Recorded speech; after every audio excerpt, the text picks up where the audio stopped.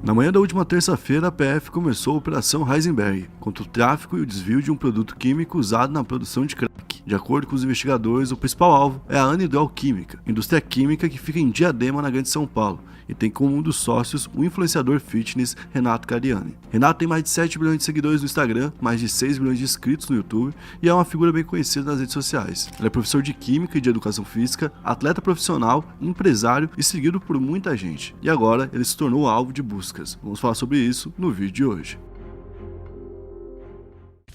E aí pessoal, beleza? Meu nome é Bruno Fabio, esse daqui é o Planeta Novo e se você não é inscrito no canal, vai se inscrever agora e deixar o seu like para ajudar a gente. No vídeo de hoje, a gente vai falar sobre o Cariani, né, e essa investigação na qual ele está envolvido.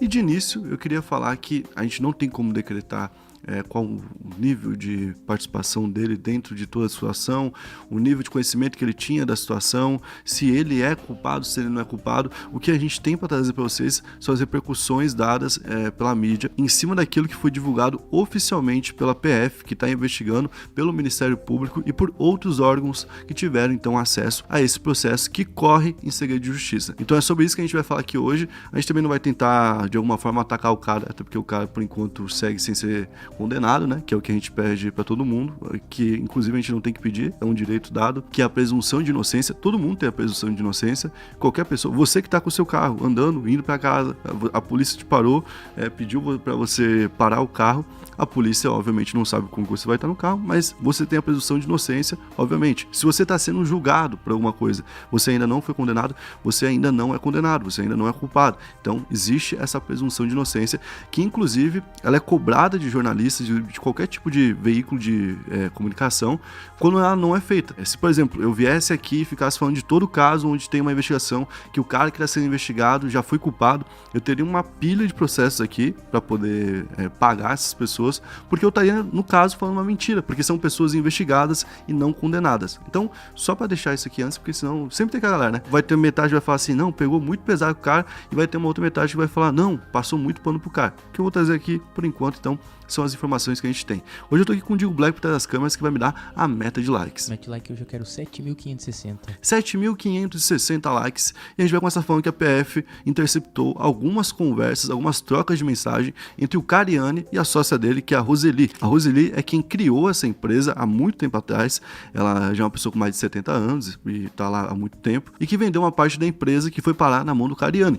Então o Cariani se tornou também um sócio administrativo, ou seja, que cuida das finanças e que cuida de tudo que acontece dentro da empresa. As mensagens que a polícia conseguiu não são de agora, não são desse mês, então não se referem ao momento atual, mas, segundo a própria polícia, pelas mensagens já dá para perceber que ele tinha conhecimento do monitoramento da polícia sobre a empresa, o que não bate com um vídeo que ele postou recentemente, né, onde ele disse que foi surpreendido pela operação da polícia. E segundo a investigação, então, em uma das conversas com o Cariani, a Roseli falou o seguinte: graças a Deus, essa semana é curta, podemos trabalhar no feriado para arrumar de vez a casa e fugir da polícia. Também precisamos arrumar o mapa da Civil.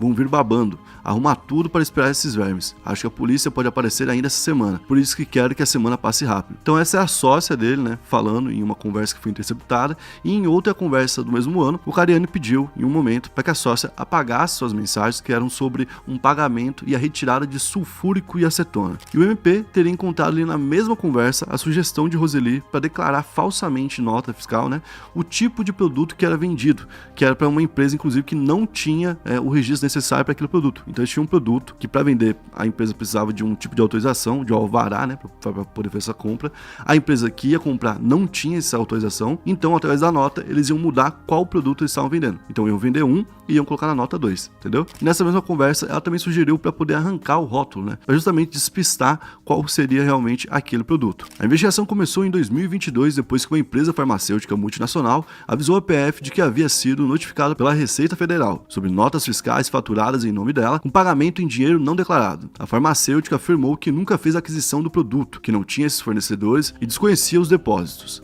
A partir disso, a Polícia Federal iniciou a investigação e identificou que entre 2014 e 2021, um grupo emitiu e faturou notas em nome de 3 empresas grandes de forma fraudulenta: a AstraZeneca, a LBS e a Cloroquímica. A PF então pediu prisão dos envolvidos. O Ministério Público foi favorável, mas a Justiça negou. Então a gente tem uma investigação que surge lá em 2022, quando uma dessas multinacionais, né, fala: opa, ó, tá caindo nota aqui que não é nossa, a gente não recebeu esse dinheiro, e a polícia começa daqui a investigar o caso, que leva um tempo até chegar chegar em endereços envolvidos e tudo mais.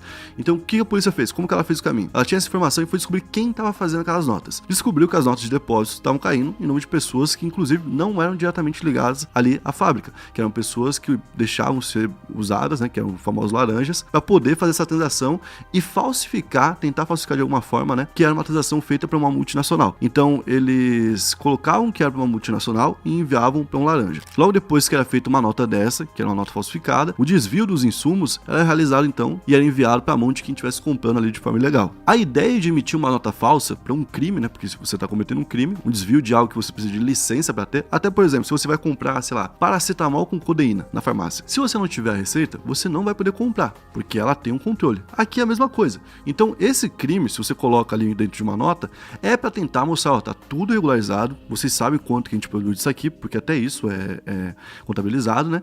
E a venda que a gente fez foi para essa grande empresa aqui, certo? Então, tenta passar batido, porque é uma empresa tão grande que, obviamente, muitas compras são feitas e fica difícil de você identificar ali no meio dessas transações, né? Mas a Receita Federal faz o que é chamado de pente fino, e aí quando existe, por exemplo, uma pequena empresa ou uma única pessoa ou uma empresa grande, que foi o fato aqui, né, que faz uma reclamação sobre algo, algum tipo de transação ilegal, é que eles acabam descobrindo esse tipo aqui de crime. Isso é muito doido, né? Por causa que uma grande empresa saber de um furo desse e, tipo, lógico que deve ter perguntado tudo dentro da empresa pra poder saber, né?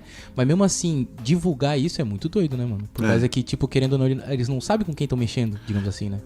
E assim, né, a gente tem que lembrar que é o seguinte, esse tipo de produto que a gente tá falando, ele é utilizado para poder fabricar crack, para poder fabricar cocaína, inclusive o que teria sido desviado durante todo esse tempo seria o suficiente para criar de 14 a 16 toneladas de crack, né? Imagina. Então é muita coisa, mas também ele é utilizado para fins farmacêuticos, para outros fins, e por isso que é até difícil você saber quando que tá irregular ou não, né? Tem que ser alguém que entende do assunto. E a PF contou sobre essa investigação, que mesmo depois que a Receita Federal chamou ali os sócios da empresa para dar esclarecimento sobre o que estava acontecendo, né? As notas que foram consideradas falsas continuaram a ser emitidas pela empresa, ou seja, a empresa de alguma forma sabia que estava sendo vigiada e mesmo assim continuou fazendo aquilo que poderia dar ruim para seus sócios. E o Cariani, então, que segundo ele foi surpreendido pela operação, né, viu ali logo de manhã todo mundo assistindo, a casa dele invadida e tudo mais, e teve que dar uma explicação. Ele já fez 3 vídeos até então, né, a hora que a gente tá gravando, falando sobre o assunto, e basicamente ele falou que foi surpreendido, que os advogados dele estão tentando ter acesso ao processo, porque o processo está em segredo de justiça, e que ele tá sabendo as informações pela mídia, assim como todo mundo, com o vazamento que está sendo feito, ou com a divulgação que está sendo feita pelo MP, pela PF e por todo mundo que nesse momento está investigando. Então ele falou inclusive que quando souber do que realmente se trata, ele vai poder compartilhar com todo mundo. Então nesse momento, qual que é o posicionamento dele? De que ele não tem a ver com isso, de que nessa empresa, quem toca de fato a administração, apesar de ele estar como um sócio administrador, seria a Roseli, que é a proprietária há muito tempo e que é a sócia dele, né? E que provavelmente, se isso aconteceu, deveria ser feito ou por ela, pelo que ficou subentendido, ou então por algum funcionário que se aproveitou do local, do acesso à emissão de notas e coisas do tipo, para poder fazer isso.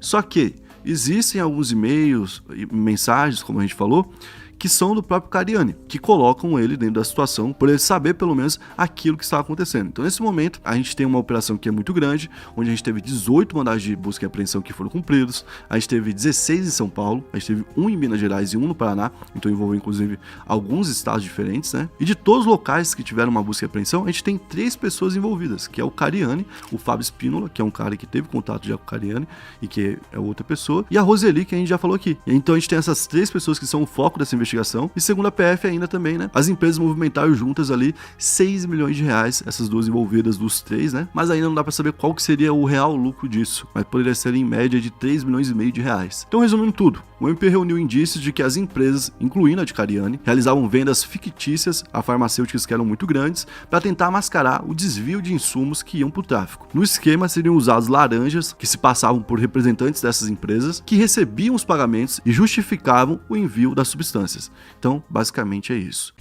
Bom, esse foi o vídeo de hoje, eu espero que vocês tenham curtido a forma que a gente abordou o tema. Como a gente falou, a gente não tem como decretar nada por enquanto, né? E se você curtiu a forma que a gente abordou o tema, deixa o like para ajudar a gente, comenta algo para ajudar também aqui no algoritmo, né?